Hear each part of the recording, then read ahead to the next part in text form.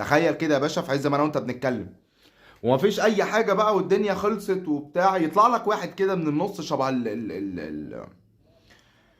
خازوق سليمان الحلبي، يجي يقول له يا زيزو انت المفروض كنت تتعلم من كباتن نادي الزمالك وتتعلم مننا احترام الكباتن، اللي هو صاحب اشهر وقعه بلطجه في التاريخ الرياضي المصري كله، لما كان رايح شبه هيمد ايده على حسن شحاته في المنتخب. انت عايزه يتعلم منك ايه بقى؟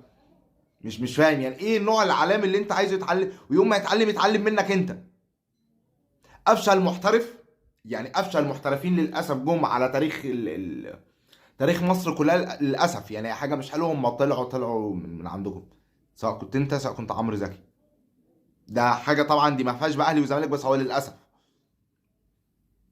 ناسي مشاكلك مع مستشار مرتضى طبعا انت، وتطلعوا تسبوا لبعض وتجيبوا بلطجيه لبعض وتعملوا فانت عايزه بقى يتعلم منك كل ده. يا اسطى ربنا يكملك بعقلك.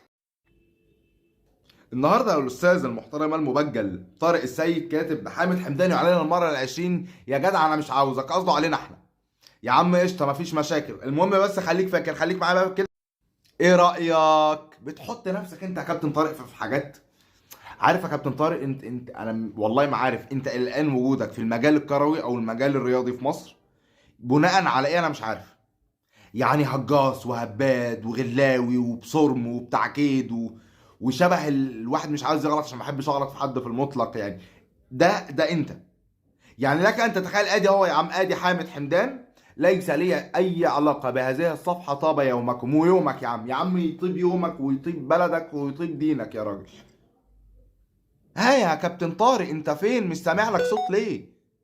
بصوا يا جدعان، عشان نلخص مع بعض الشغله كبيره قوي كده، وتقريبا بقى معظم الزمالكيه نفسهم عارفين. الاول كنت انا والزمالك مثلا لما بندخل على صفقه اكس لعيب، مثلا لعيب اسمه اكس، انا وهو داخلين على الصفقه ديت، هو عارف ان هو ما بيعرفش ياخدها مني، او الاول بصراحه في اللي كان بيختارني في اللي كان بيختاره لما كانت العمليه نوعا ما متقاربه جدا، ما فيش مشاكل، ما فيش وقف قيد اثنين وخميس، ما فيش حل مجالس، ما فيش الليله دي.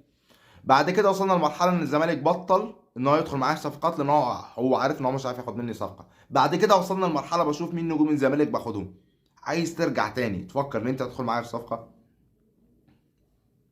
اللي يضايقك حاجه ان مفيش اي كلمه من بعيد او من قريب طلبت حامد حمدان، مفيش حد طلب حامد حمدان يا جدعان، لا على الميديا ولا حتى في الاداره ولا راي فني ولا اي حاجه. بس هو اي حاجه لازم اطلع ده كان بص الاهلي هيعيط ويجيب حامد حمدان بس، والمصحف ما حصل. شبه نيره الاحمر اللي طلعت تيجي تقول لك ان النادي المنافس بيغوي اخوان بزيره بالفلوس اللي اتحط في جيب كوكا لغايه دلوقتي.